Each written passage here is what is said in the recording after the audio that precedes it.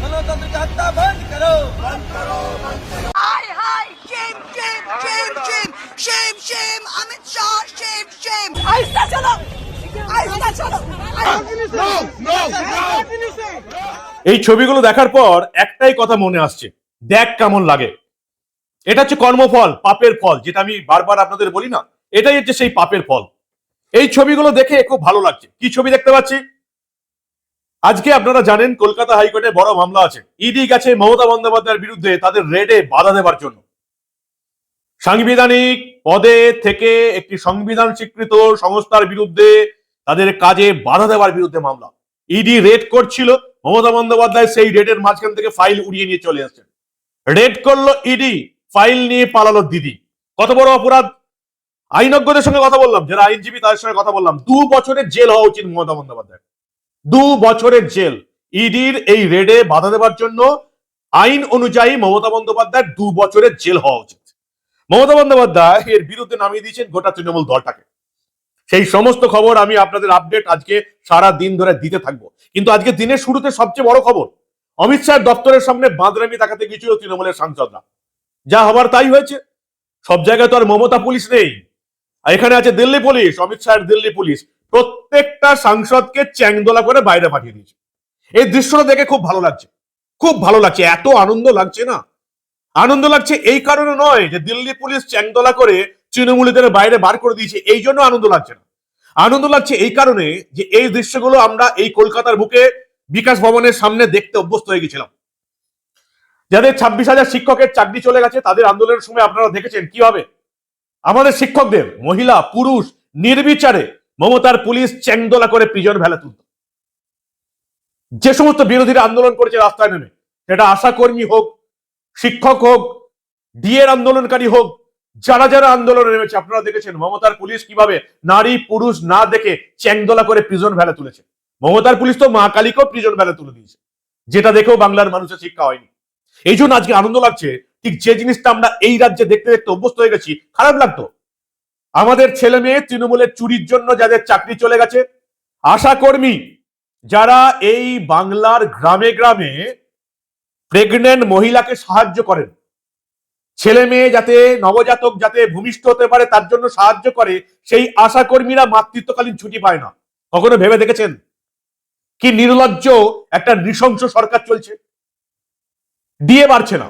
মমতা বন্দ্যোপাধ্যায় যতদিন বিরোধী নেত্রী ছিলেন ততদিন বলতেন কেউ খাবে আর কেউ খাবে না, তা হবে না তা হবে না, দিল্লির মতন দিয়ে দিতে হবে। সেই মমতা বন্দ্যোপাধ্যায় রাজ্যে ক্ষমতায় এসে দিয়ে দিচ্ছেন না। আর এই প্রত্যেকটা আন্দোলন চলাকালীন মমতা বন্দ্যোপাধ্যায়ের পুলিশ এদিকে চ্যাংদোলা করে বাইরে ফেলে দেয়। সেই জিনিসটা আজকে দিল্লির বুকে দেখে অত্যন্ত ভালো লাগছে। দেখ কেমন লাগে, কেমন লাগে আপনারাও দেখুন একটু। गणतंत्र की हत्या बंद करो। हाय हाय shame shame shame shame shame shame Amit Shah shame shame use this is how they treat ma'am जवाब केक ना मैम क्या कहेंगे? अमित शाह हाय हाय ईडी को लुटेरा डकैती करके हमारा इंफॉर्मेशन ले रहे हैं। बंगाल में आप जीतेंगे, जो भी कर ले बीजेपी को हम हरा। ऐसा चलो ऐसा चलो ऐसा चलो, आराम से चलो, आराम से चलो, आराम से चलो, आराम से चलो, आराम से चलो, आराम से No, what are we being detained? Look at this. You're seeing what is happening with Amit Shah's Delhi police. You're seeing what is happening to MPs. All our MPs have been picked up. Shut, Governor. Governor. No, no, no. No. Don't do my shot. ये मत करो, ये मत करो. ये देखो क्या हो रहा है. अमित शाह शर्म करो। এই ঘটনার পর অভিষেক বন্দ্যোপাধ্যায় তার পোস্টে লিখেছেন, এটা বিজেপির নতুন ভারতের নমুনা, দেশের বাকি অংশ আত্মসমর্পণ করতে বাধ্য হলেও পশ্চিমবঙ্গ প্রতিরোধ করবে। মামলাটা কি ছিল? কয়লা পাচারের মামলা। তার সঙ্গে কে যুক্ত ছিল? বিনয় মিশ্র, যে ইডি সিবিআইয়ের ভয়ে এখন বাইরে পালিয়েছে। কে বিনয় মিশ্র ছিল? যুবা তৃণমূলের সম্পাদক ছিল। তখন যুবা তৃণমূলের মাথা কে ছিল? অভিষেক বন্দ্যোপাধ্যায়। বিনয় মিশ্র কার নির্দেশে কয়লা পাচার কাণ্ডে যুক্ত হলো সেটা এই বাংলার প্রতিটি মানুষ জানে। শুধু ইডি সিবিআই কোর্টে প্রমাণ করলেই আমরা এই রাজ্যের সবচেয়ে বড় চোরটাকে চোর বলতে পারবো। সেই কয়লা পাচার, যার জন্য আইপ্যাক ওনাকে জড়িত। কয়লা পাচারের টাকা আইপ্যাক গোয়ার নির্বাচনে খরচ করেছে এমন অভিযোগে মামলা চলছে 2020 থেকে। সেই মামলায় প্রতীক জৈন আইপ্যাকের বর্তমান কর্ণধারের বাড়িতে এবং অফিসে রেড হয়েছে কয়লা পাচারের মামলায়। যে কয়লা পাচারের মামলায় অভিষেক বন্দ্যোপাধ্যায়কে জেরা করা হয়েছে, যে কয়লা পাচারের মামলায় বিনয় মিশ্র তৃণমূল যুবার সম্পাদক কেটে পড়েছে, সেই কয়লা পাচার মামলায় আইপ্যাকের বিরুদ্ধে রেড হচ্ছে। সেই রেডে পৌঁছে গেলেন মুখ্যমন্ত্রী মমতা বন্দ্যোপাধ্যায়, কলকাতার পুলিশ কমিশনার মনোজ ভার্মা, রাজ্যের ডিজি রাজীব কুমার, বিধাননগর পুলিশ কমিশনারের পুলিশ কর্মীরা। এদের প্রত্যেককে সাসপেন্ড করা উচিত।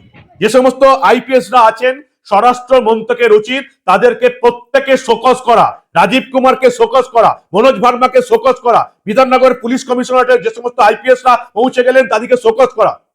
অমিত শাহকে আমি প্রশ্ন করেছিলাম অভিষেক বন্দ্যোপাধ্যায় কেন গ্রেপ্তার হননি? 150 কোটি টাকার সম্পত্তি বাজেয়াপ্ত হয়েছে PMLA, prevention of money laundering act, যে অ্যাক্টে অরবিন্দ কেজরিওয়াল গ্রেপ্তার হয়ে গেছেন, হেমন্ত সোরেন গ্রেপ্তার হয়ে গেছেন, অভিষেক বন্দ্যোপাধ্যায় কেন গ্রেপ্তার নয়? সেই প্রশ্নটা আমি স্বরাষ্ট্রমন্ত্রীকে করেছিলাম। अमित जी नमस्ते। PMLA prevention of money laundering act, हम जानते हैं हमारा देश का काफी कड़ा एक आइन है, जिस आइन के दौरान अरविंद केजरीवाल जी तिहाड़ जेल चला गया, हेमंत सोरेन जेल चला गया, लेकिन यहाँ वेस्ट बंगाल में ईडी कलकत्ता हाईकोर्ट में रिपोर्ट दिया है एक कंपनी है लीप्स एंड बाउंड्स जिसका 150 करोड़ रुपया सीज्ड हुआ है, लेकिन उसका मालिक अभी तक अरेस्ट नहीं हुआ। उसका नाम है अभिषेक बैनर्जी, एनसीएमपी, आप जानती है। बाकी भारतीय जनता पार्टी किसी भी एजेंसी के काम में दखल नहीं देती है। एजेंसी जो न्यायिक काम होगा वो जरूर करेगी, किसी से डरेगी भी नहीं, किसी को बचाएगी भी नहीं। এর পরের বার যখন অমিত শাহকে দেখা হবে তখন এই প্রশ্নটাও করব যে মমতা বন্দ্যোপাধ্যায় ইডি রেডে বাধা দিলেন, ইডি রেডে ঢুকে গিয়ে তিনি ফাইল নিয়ে এলেন, কি করে তিনি ফাইল আনতে পারলেন? অমিত শাহকে এই প্রশ্নটা করব যদি সুযোগ পাই পরবর্তীকালে, যে আপনার আইপিএসরা এই রাজীব কুমার, মনোজ ভার্মা, এরা কিভাবে এই রাজ্যের চটি চেটে চলছে, কিভাবে ইডি রেডের মাঝখানে এরা প্রতীক জৈনের বাড়িতে ঢুকতে পারলো? কেন আপনি এদের বিরুদ্ধে ব্যবস্থা নেবেন না?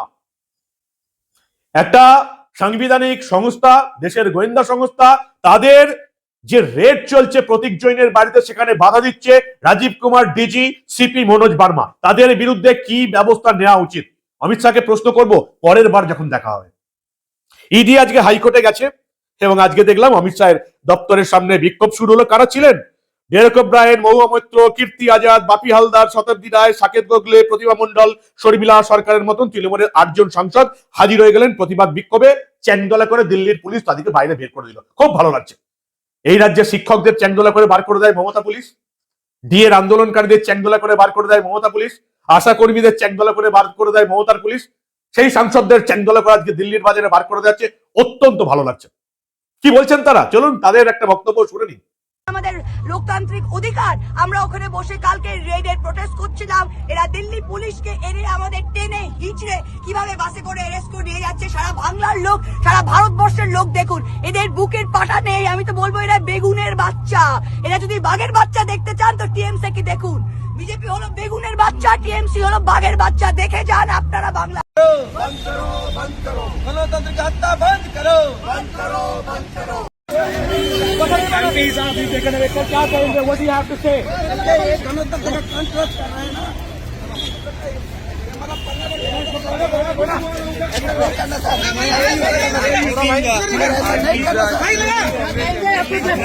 पुलिस आप एक सांसद है, इस तरीके का बर्ताव क्या करेंगे? ऐसा नहीं, हम लोग शांतिपूर्ण से आगे लीड हो रहा है। সবে তো দিনের শুরু, এরপর এখন অনেক বাকি আছে। কলকাতা হাইকোর্টে আজকে একটা নয়, 2টো মামলা আছে। পিসির বিরুদ্ধেও মামলা, ভাইপোর বিরুদ্ধেও মামলা। হ্যাঁ, ঠিকই শুনছেন। মমতা বন্দ্যোপাধ্যায়ের বিরুদ্ধে ইডির মামলা, তাদের রেডে বাধা দান, এবং আইন যা বলছে মমতা বন্দ্যোপাধ্যায় 2 বছরের জেল হওয়া উচিত। আর 2 নম্বর মামলা আজকে একটা শুনানি আছে কলকাতা হাইকোর্টে, যেটা অনেক হয়তো ভুলে গেছেন। অভিষেক বন্দ্যোপাধ্যায়ের বিরুদ্ধে ভোট চুরির মামলা, ডায়মন্ড হারবারে ভোট চুরির মামলা, যেটা করেছিলেন বিজেপি প্রার্থী অভিজিৎ ববি করেছিলেন, সেই মামলাটাও আজকে আছে। পিসি ভাইপো দুজনের বিরুদ্ধে আজকে কলকাতা হাইকোর্টে মামলা আছে। আমাদের নজর থাকবে আজকে কলকাতা হাইকোর্টের দিকে। কিন্তু তার আগেই যে খবরটা আমি আপনাদের দেখাতে পারলাম, তৃণমূলী সাংসদদের চ্যাংদোলা করে দিল্লির পুলিশ বার করে দিল, অত্যন্ত ভালো ঘটনা। এত সুন্দর দৃশ্য সকালবেলা দেখে মনটা খুব খুশ হয়ে গেল। আপনারা কি বলেন? আশা করি আপনাদের খুব ভালো লেগেছে এই দৃশ্য দেখার পর। আপনাদের মূল্যবান এবং গুরুত্বপূর্ণ মতামত জানান দা নিউজ বাংলার কমেন্ট সেকশনে। দেখতে থাকুন দা নিউজ বাংলা। আমরা আবার রাজ্যের রাজনীতি নিয়ে কলকাতায় হোক বা দিল্লিতে হোক এমন অনেক ঘটনায় চেপে রাখতে দেব না।